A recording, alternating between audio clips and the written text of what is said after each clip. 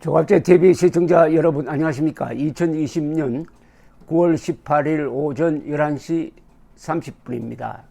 며칠 전에 더불어민주당의 젊은 국회의원 한 분이 추미애 장관 아들 휴가 의혹에 대해서 국민의힘이 가당치 않은 문제를 제기하는 걸로 봐서는 군대 안 간 사람이 많아서 그런 모양이다 라고 이야기를 했습니다.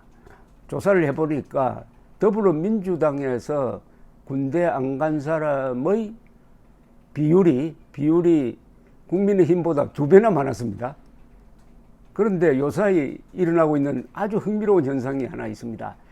더불어민주당에서 추미애 장관을 적극적으로 비호하면서 군에 대해서 좀 무지한 이야기 또는 아주 위험한 이야기를 집중적으로 쏟아내는 분들 중에 상당수가 군에 안 갔거나 군에 가더라도 방위병으로 근무한 분들이 많아요. 방위병으로 근무한. 그렇다면 오히려 그 국회의원 너희 말을 거꾸로 돌리면은 더불어민주당에 군대 안 간 사람 또는 군대 복무 기간이 짧아서 군에 대한 지식이 부족하니까 이런 발언을 하는 게 아니냐 하는 이야기를 되돌릴 수가 있겠는데, 오늘 조선일보를 보니까 표를 딱 만들었습니다. 지금 맹렬하게 추미애 방어에 나서고 있는 사람 중에서 그 군 경력을 소개를 했는데, 우선 휴가 연장은 메일이나 카톡 등으로도 신청이 가능하다 라고 발언을 해가지고 일선 군 지휘관들이 분노하도록 만든 사람 김태년 원내대표는 방위병 6개월, 그러면 계급이 일병입니다. 일병. 소집 해제 일병. 방위병은 소집 해제입니다. 전역이 아니고. 이 황희 의원이 또 문제인데, 이 가장 문제적 발언을 한 사람이죠. 이 공익 제보를 한 현 병장이 범죄자다 하면서 실명을 공개한 사람입니다. 이 사람은 군 경력이 뭐냐? 역시 방위병입니다. 소집 해제, 일병 소집 해제. 계급이 일병입니다. 일병 6개월 근무를 한 걸로 되어 있습니다. 그 다음에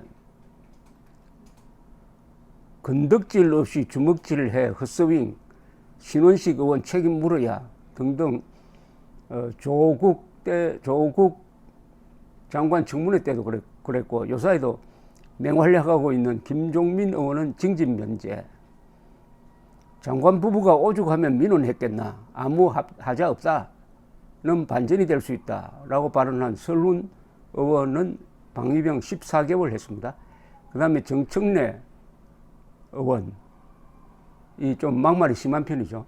식당서 김치찌개 시킨 거 빨리 주세요. 그러면 청탁인가 민원인가 발언. 징집 면제입니다. 징집 면제. 그리고 최근의 아주 화끈한 발언. 추 장관 아들은 위국 헌신 군인 본분이라는 안중근 정신을 실천했다 해가지고 이 순흥 안씨 집안에서 문제를 제기하고 사과를 요구하고 있는 당사자 대변인 박성준 대변인도 방위병 6개월 근무 소집 해제 일병입니다. 의혹 제기를 누가 시켰는지 배후를 반드시 밝혀야 한다. 김경협 의원 징집 면제. 뭐 다 그런 건 아니고 윤건영, 홍영표, 홍익표 이런 분들은 육군 병장 만기 전역, 홍익표 씨는 육군 중위 만기 전역 이렇게 되어 있습니다.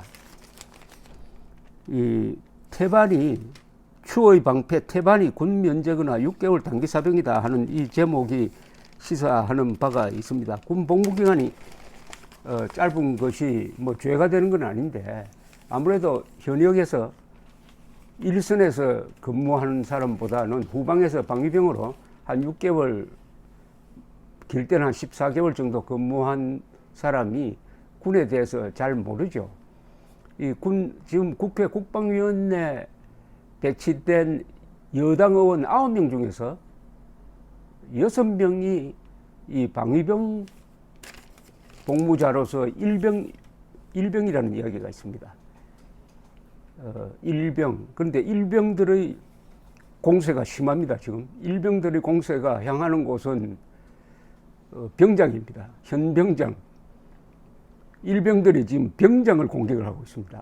일병 출신들이 병장을, 이 아이러니인데, 어떻게 보면 군에 대한 애정이 또는 군에 대한 지식이 상대적으로 부족한 사람들이 군대에서 정상적으로 복무를 해가지고 군의 그 관습이라든지 군의 생리를 잘 아는 군인 정신이 충실한 사람을 공격하고 있는 이런 모양새 아닙니까?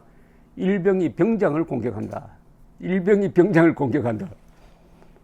또 군대 안 간 사람이 훨씬 많은, 민주당이 군대 간 사람이 많은 이 국민의 힘을 공격한다. 이게 역설이지만은 요게 또한 하나의 한국 사회의 지금 돌아가고 있는 것의 단면이라고 생각합니다. 여기에 가장 지금 상처를 많이 받는 집단은 군대입니다. 국방부 장관, 이 군을 대표하는 사람이 국방부 장관입니다. 정치적으로 대표하는 사람입니다. 군에서 이제 작전을 책임지는 사람은 합참의장입니다. 그 밑에 육군참모총장, 해군참모총장, 공군참모총장은 군의 행정을 맡는 사람입니다. 그리고 연합사 부사령관이 있습니다. 이 사람이 만약에 군의 수뇌부라고 볼 수가 있는데, 그 군 수뇌부 중에 어느 한 사람도 지금 대한민국 국군의 입장에서 발언하지 않고 있습니다. 이 정권 편에서, 추미애 장관 편에서, 추미애 장관의 아들 편에서 발언을 한 분씩 할 때마다 특히 이 정경두 장관, 군을 찌르고 있습니다. 군의 명예를 손상시키고 군의 정신을 혼란에 빠뜨리고 있습니다. 이게 다 결과적으로 모이면 어디로 수렴되느냐? 남북 간의 무장대치 상황에서 대한민국 국군의 전투력을 약화시킵니다. 전투력을 약화시키는 거예요.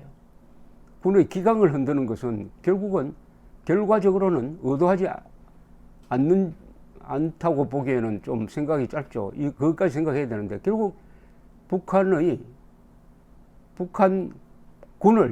이롭게 하는 것이 되는 구조입니다. 국군인가 당군인가 이렇게 묻고 있습니다. 지금 국군인가 당군인가. 대한민국 군대는 국민을 지키는, 국가를 수호하는 군대냐, 아니면은 민주당을 수호하는 군대냐라는 중대한 질문을 지금 던지고 있는데, 여기에 대해서 정경두 국방장관이 답을 해야 되는데, 그분이 이제 임기가 며칠이 남지 않았습니다. 마지막에 뭔가 좀 해주고 떠날 수도 있을 것 같은데, 이런 식으로 떠나서 이제 제대장병 앞에서 그분도 이제 전직이 되죠. 예비역이 지금 뭐 벌써 예비역이지만은 어쨌든 국방장관은 현역으로도 볼 수 있으니까 그걸 떠나면은 전직이 됩니다. 전직 신분으로서, 군인으로서 자랑스럽게 장성들 모임에 나올 수 있느냐, 얼굴을 들고 나올 수 있느냐. 권력은 짧고 군대는 영원합니다. 정권은 짧고 대한민국 국군은 대한민국이 망하지 않는 한 영원합니다. 송영무, 정경두 두 국방장관을 우리 국민이, 역사가 영원히 기억할 것입니다. 송영무, 정경두 두 사람은 북한 노동당 정권, 북한군이 주적이 아니라고 가르치고 있는 사람들입니다. 그럼 누가 주적입니까? 군대는 반드시 적이 있어야 합니다. 그러면은 북한 노동당 정권과 북한군이 주적이 아니면은 누가 주적입니까? 대한민국이 주적입니까?